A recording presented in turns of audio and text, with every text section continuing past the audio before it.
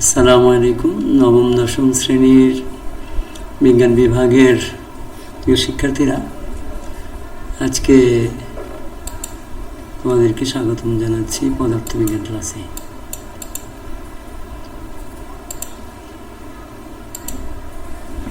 আজকে আমাদের আলোচ্য বিষয় হচ্ছে পদার্থবিজ্ঞান ষষ্ঠ অধ্যায়, বস্তুর উপর তাপের প্রভাব। তোমরা এই করোনার পরিস্থিতিতে জানো যে ডাক্তারগণ বলছেন যে বেশি ভিটামিনযুক্ত খাবার এবং আমিষযুক্ত খাবার খেতে এবং গরম পানি, গরম লেবুযুক্ত গরম চা, গরম খাবার খেতে, ঠান্ডা খাবার না খেতে বলছেন। গরম খাবার, গরম পানি দ্বারা করোনার প্রতিরোধ ক্ষমতা সৃষ্টি হয়, আর ঠান্ডা পরিবেশে করোনা বংশবিস্তার দ্রুত হয়। তো এখন বিজ্ঞানের ছাত্র হিসাবে তোমাদের মনে প্রশ্ন জাগতে পারে যে ঠান্ডা এবং গরমের অনুভূতি যোগায় যে শক্তিটি, সেই শক্তিটির নাম কি? অবশ্য তোমরা নিচের ক্লাসের সম্পর্কে জেনেছ। সেই শক্তির নাম কি? শক্তি মনে আছে তোমাদের? তাপ শক্তি। তো আজকে আমাদের পাঠের বিষয় হচ্ছে তাপ ও তাপমাত্রা। একটা হলো তাপ, আর একটা হলো তাপমাত্রা। দুটোর মধ্যে একটু পার্থক্য, এর ধারণা নিশ্চয়ই তোমরা আগেও পেয়েছ। তো আজকে আমরা আবার একটু আলোচনা করব। তো এর আগে দেখো যে তাপের ফলে কঠিন, তরল এবং বায়বীয় পদার্থের অণুগুলি কীভাবে কম্পিত হয় বা গতিশীল হয়। তো আর একটা বিষয় হলো পদার্থের অণুগুলি যে এই যে গতিশীল থাকে এবং এই পদার্থের অণুগুলির যে মোট গতিশক্তি, প্রকৃতপক্ষে এটাই হচ্ছে তাপ শক্তি। বিজ্ঞানীরা বলছেন তাপ শক্তির মোট পরিমাণ হচ্ছে পদার্থের মোট তাপশক্তির পরিমাণ হলো এর ভিতরে যে অণুগুলি আছে তার মোট গতিশক্তির সমান। তো এরপর হলো, তাহলে আমরা কি জানলাম? তাপ হচ্ছে একটা শক্তি যা ঠান্ডা গরম অনুভূতি যোগায়, এবং এই তাপ শক্তির পরিমাণ হচ্ছে কোনো পদার্থের ভিতরের অণুগুলির মোট গতিশক্তির পরিমাণের সমান। এরপর হলো তাপমাত্রা বা টেম্পারেচার। আর তাপ বা হিট দুটো কিন্তু এক নয়। তাপ কিন্তু একটা শক্তি, কিন্তু তাপমাত্রা হচ্ছে বস্তুর তাপীয় অবস্থা, অর্থাৎ তাপ দেওয়ার ফলে কোনো বস্তুর ভিতরে যে তাপীয় অবস্থার সৃষ্টি হয় সেটাকেই বলা হয় তাপমাত্রা বা টেম্পারেচার। এখন আমাদের আর একটা জিনিস আমরা আলোচনা করব যে কোনো বস্তু, এক বস্তু থেকে আরেক বস্তুতে যে তাপ শক্তি যায় সেটা কী কারণে যায়? সেটা কি মোট তাপ শক্তির পরিমাণের উপর নির্ভর করে নাকি তাপমাত্রার উপর নির্ভর করে? সেটা আমরা একটা পরীক্ষা করে নেব। তো এই পরীক্ষা করার জন্য আমরা একটা উদাহরণ দিচ্ছি। দেখো, এ পাত্রে পানি আছে, বি পাত্রে পানি আছে। বি পাত্রের পানির পরিমাণ কিন্তু বেশি, আর এ পাত্রের পানির পরিমাণ কিন্তু কম, কিন্তু উচ্চতা বেশি এ পাত্রের। এখন দুটির সংযোগস্থলে যদি এস চাবি থাকে, আমরা এই চাবিকে যদি একটু উঠিয়ে দিই, চাবিটা খুলে দিই, তাহলে দেখো পানিটা কোন দিকে যাচ্ছে। একটু দেখো, এই যে গতিশীল হচ্ছে কিন্তু এইভাবে, সবাই দেখতে পাচ্ছ।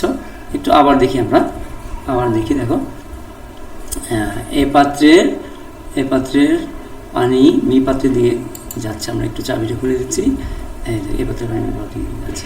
তার মানে বোঝা গেল পানি উঁচু স্থান থেকে নিচু স্থান দিকে যায়। যে কোনো পদার্থ কিন্তু, বিশেষ করে তরল পদার্থটা আমরা বেশি করে খেয়াল করতে পারি, উঁচু স্থান থেকে নিচু স্থান দিকে। ঠিক একইভাবে তাপ শক্তিও বেশি তাপমাত্রা থেকে কম তাপমাত্রার দিকে যায়।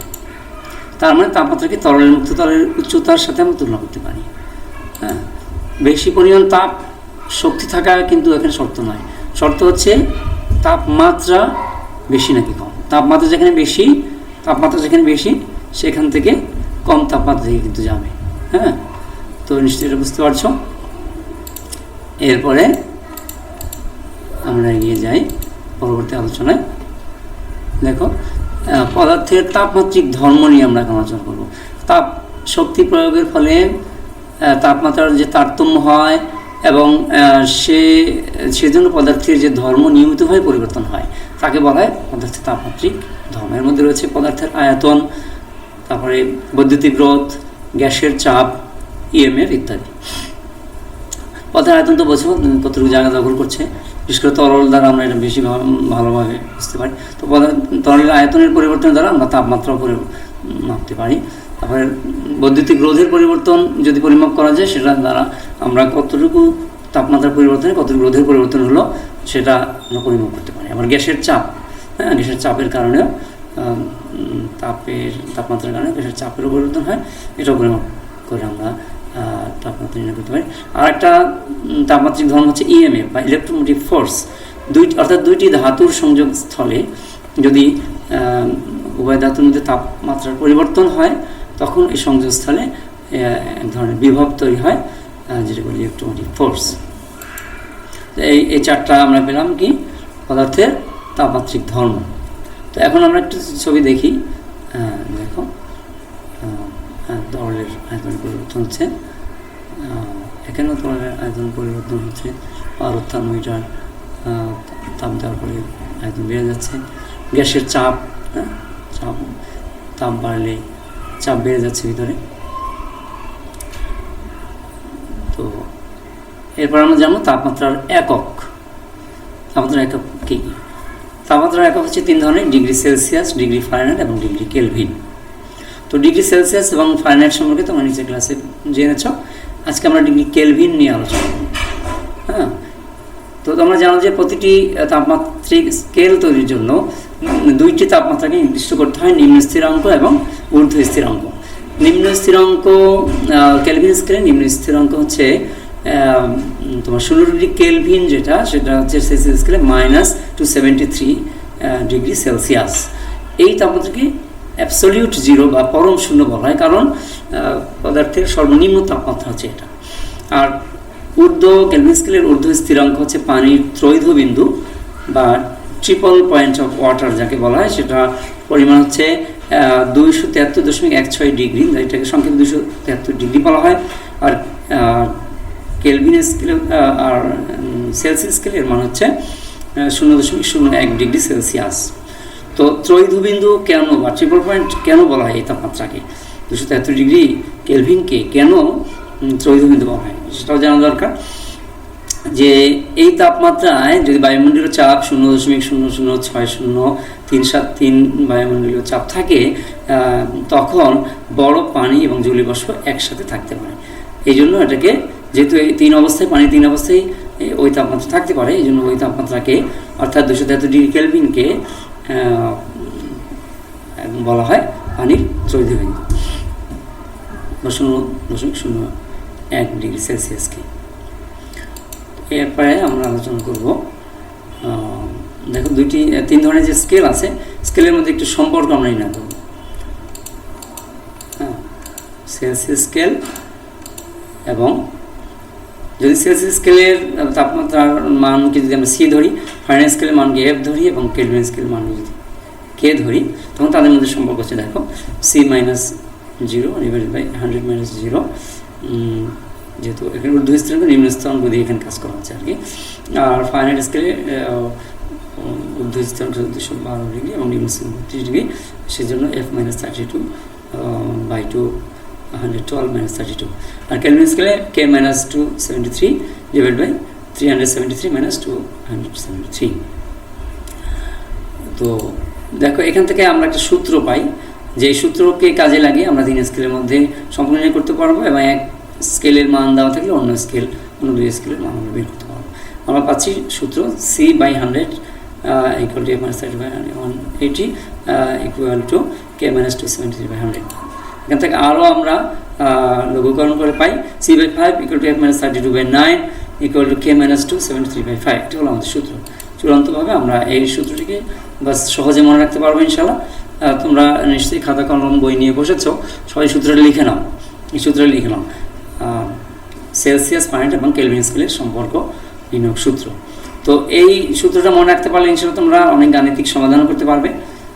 যখন সেলসিয়াস স্কেলের মান দেওয়া থাকবে, অপর 2 স্কেল মান বের করতে পারবে, বা যে কোনো স্কেলের মান দেওয়া থাকলে অপর 2 স্কেল মান ইনশাআল্লাহ বের করতে পারবে। তো আশা করি তোমরা বুঝতে পেরেছ।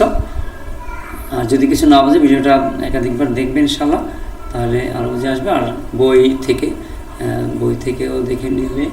আর তারপরে যদি না বোঝো, আমাকে আমার মেসেঞ্জারে বা ফোনে ইনশাল্লাহ আমার সঙ্গে যোগাযোগ করবে। এখন একটা বাড়ির কাজ সবাই লিখে নাও, সবাই লিখে নাও। প্রিয় শিক্ষার্থীরা, তোমরা তো করোনার পরিস্থিতি যেহেতু ক্লাস হচ্ছে না, বাড়ি তোমরা ফ্রি আছো, তোমরা ইন্টারনেটে শুধু লেখাপড়ার বিষয়ে দেখবা, এছাড়া বেশি সময় তোমার মোবাইল বা কম্পিউটার সময় না দিয়ে বাকি সময় তোমরা বই খাতা নিয়ে লেখাপড়া করবে ইনশাল্লাহ। বাড়ির কাজ দিচ্ছি, একটা সৃজনশীল প্রশ্নের 2টি অংশ দিচ্ছি, তোমরা লিখে নাও। অবশ্যই সুন্দর করে উত্তর তৈরি করে খাতা লিখে আবার শিখে ফেলবে ইনশাল্লাহ। একটি পাত্রে 1 লিটার এবং অন্য একটি পাত্রে 2 লিটার পানি আছে। উভয় পাত্রের পানির পরিমাণ 50 ডিগ্রি সেলসিয়াস। দেখো, উভয় পাত্রে পানির তাপমাত্রা কিন্তু সমান, তাপমাত্রা সমান। প্রশ্ন হলো, উভয় পাত্রে বিদ্যমান তাপশক্তির পরিমাণ কি সমান? তাপমাত্রা সমান, কিন্তু তাপ শক্তির পরিমাণ সমান কিনা? হ্যাঁ, নিশ্চয়ই তোমরা আমাদের আলোচনা থেকে বুঝতে পারছো সমান, শক্তির পরিমাণ কিন্তু সমান নয়। হ্যাঁ, আর তাপমাত্রা সমান হলে তাপ শক্তির পরিমাণ সমান হওয়ার কোনো নিশ্চয়তা নেই। তো কেন নয় সেটা ব্যাখ্যা করো। হচ্ছে উক্ত পানির তাপমাত্রা ফারেনহাইট ও কেলভিন স্কেলে নির্ণয় করো। তোমরা ওই সূত্র কাটিয়ে ইনশাল্লাহ এটা বের করতে পারবে আশা করি। তো ধন্যবাদ তোমাদের সবাইকে, আশা করি সবাই ক্লাসটা বুঝতে পেরেছ। আর আমার ক্লাসটা সাবস্ক্রাইব করে নেবে ইনশাল্লাহ, আমার চ্যানেলটা সাবস্ক্রাইব করে নেবে, তাহলে আমার অন্য ক্লাসগুলি পরবর্তী তোমরা দেখতে পারবে। তো ভালো থাকো, সুস্থ থাকো, আল্লাহ হাফিজ।